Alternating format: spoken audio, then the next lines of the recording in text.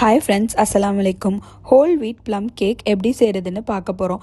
இதில் நம்ம white sugar மைதா எதுவுமே யூஸ் பண்ண போகிறதில்ல. அதே மாதிரி நட்ஸையுமே சோக் பண்ணாமல் இன்ஸ்டண்ட்டாக எப்படி பண்ணுறதுன்னு பார்க்க போகிறோம். ஃபஸ்ட்டு நம்ம நட்ஸ் எல்லாம் சாப் பண்ணி எடுத்துக்கலாம். நான் இங்கே ஆல்மண்ட்ஸும் கேஷ்யூஸும் பிஸ்தாஷியோவும் சாப் பண்ணி எடுத்திருக்கேன். இது கூட டூட்டி ஃப்ரூட்டியும் எடுத்திருக்கேன். இதெல்லாம் சேர்த்து ஒரு கப்பு வர மாதிரி எடுத்துட்டு அதை ஒரு பவுலில் ஆட் பண்ணிக்கிறேன். இப்போ அடுத்து ட்ரை ஃப்ரூட்ஸ் ஆட் பண்ண போகிறேன். கருப்பு திராட்சை, கோல்டன் ரைசன்ஸ், ப்ரூன்ஸ் ஆட் பண்ணுறேன். ப்ரூன்ஸை இந்த மாதிரி சாப் பண்ணி இதெல்லாம் சேர்த்து ஒரு 1/2 கப் இருக்கிற மாதிரி எடுத்துக்கிறேன். ஸோ இப்போ நம்மளுக்கு நட்ஸ் அண்ட் ட்ரை ஃப்ரூட்ஸ் சேர்த்து ஒரு 1.5 கப் வரும். ஹெவி பாட்டம் பேன் ஒன்று ஸ்டவ்வில் வச்சு ட்ரை ஃப்ரூட்ஸ் அண்ட் நட்ஸை ஆட் பண்ணிக்கோங்க. அது முழுகிற அளவுக்கு ஆரஞ்ச் ஜூஸ் ஆட் பண்ணிவிட்டு 2 டேபிள் ஸ்பூன் ஜாம் ஆட் பண்ணிக்கோங்க.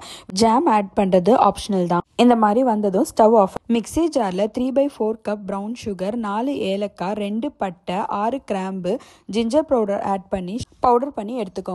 ஒரு மிக்சிங் பவுலில் 1.5 கப்பு கோதுமை மாவு, 1.5 teaspoon baking powder, 1/2 teaspoon baking soda, 1/4 teaspoon salt சேர்த்து நல்லா சலிச்சிட்டு எடுத்துக்கோங்க.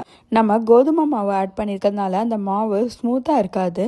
அதனால ஒரு 3 தடவை 2 பாத்திரத்தில் இந்த மாதிரி மாற்றி மாற்றி சலிச்சிட்டு எடுத்துக்கோங்க. அடுத்து நம்ம வெட் இன்க்ரீடியன்ட்ஸ் ரெடி பண்ணிக்கலாம். ஒரு மிக்சிங் பவுலில் 3 எக் ஆட் பண்ணிக்கோங்க. ஏலக்காய், பட்டை, கிராம்பு, ஜிஞ்சர் பவுடர்லாம் ஆட் பண்ணி பவுடர் பண்ணி வச்சிருந்த சுகரை இது கூட ஆட் பண்ணி மிக்ஸ் பண்ணிக்கோங்க. நம்ம ஆல்ரெடி சலிச்சு எடுத்து வச்சிருந்த அந்த கோதுமை மாவை இன்னொரு தடவை சலிச்சிட்டு உள்ளே சேர்த்துக்கோங்க. ஒரு ஸ்பேச்சுலா வச்சு இந்த மாவை லைட்டாக மிக்ஸ் பண்ணி விட்டுக்கலாம். மாவு திக்காயிடும். நம்ம ஆரஞ்சு ஜூஸ் ஊற்றி பாயில் பண்ண ஃப்ரூட்ஸ் அண்ட் நட்ஸை ஆட் பண்ணி மிக்ஸ் பண்ணி விட்டுக்கோங்க. 1/4 கப் ஆயில் ஆட் பண்ணிக்கோங்க. நம்ம ஆரஞ்சு ஜூஸ் ஆட் பண்ணதுனால எந்தவித வாட்டரோ பாலோ தேவைப்படாது. இந்த மாதிரி கிராஜுவலாக மிக்ஸ் பண்ணி எடுத்துக்கோங்க. கட் அண்ட் ஃபோல்ட் மெத்தட் கூட யூஸ் பண்ணிக்கோங்க. இதுதான் கரெக்டான கன்சிஸ்டன்சி. கேக் பேட்டரை ஆயில் இல்லைனா பட்டர் கிரீஸ் பண்ண பேக்கிங் பேனில் ட்ரான்ஸ்ஃபர் பண்ணிக்கோங்க. நான் 7 இன்ச் பேக்கிங் பேன் எடுத்திருக்கேன். பேட்டரை ட்ரான்ஸ்ஃபர் பண்ணதுக்கப்புறம் இந்த மாதிரி நல்லா டேப் பண்ணி எடுத்துக்கோங்க. லாஸ்ட்டாக இது கூட டூட்டி ஃப்ரூட்டி ஆட் பண்ணியிருக்கேன். கேஷ்யூஸ் வச்சு இந்த மாதிரி டெக்கரேட் பண்ணியிருக்கேன்.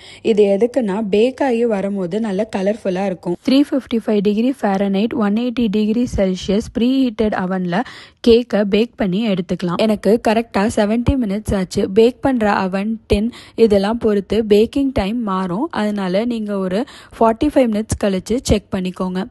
கேக்கு நல்லா ஆறினோடனே பேக்கிங் டின்லேருந்து அன்மோல்ட் பண்ணி எடுத்துக்கலாம். இப்போ பார்த்தீங்கன்னா நம்ம ப்ளம் கேக் ரொம்ப அழகாக பேக் ஆகி வந்திருக்கு. இப்போது நம்மளுக்கு தேவையான சைஸில் நம்ம கேக்கை கட் பண்ணிக்கலாம். நல்ல சாஃப்டான ஹெல்த்தியான ப்ளம் கேக் ரெடி ஆயிடுச்சு. நட்ஸும் மாவும் ஒரே அளவு சேர்த்துருக்கிறதுனால கேக் நல்லா ரிச்சாக வந்திருக்கு. இந்த மாதிரி இன்னும் நிறைய டிஃப்ரெண்ட்டான ரெசிபீஸ்க்கு நம்ம சேனலை சப்ஸ்கிரைப் பண்ணிக்கோங்க. தேங்க்ஸ் ஃபார் வாட்சிங்.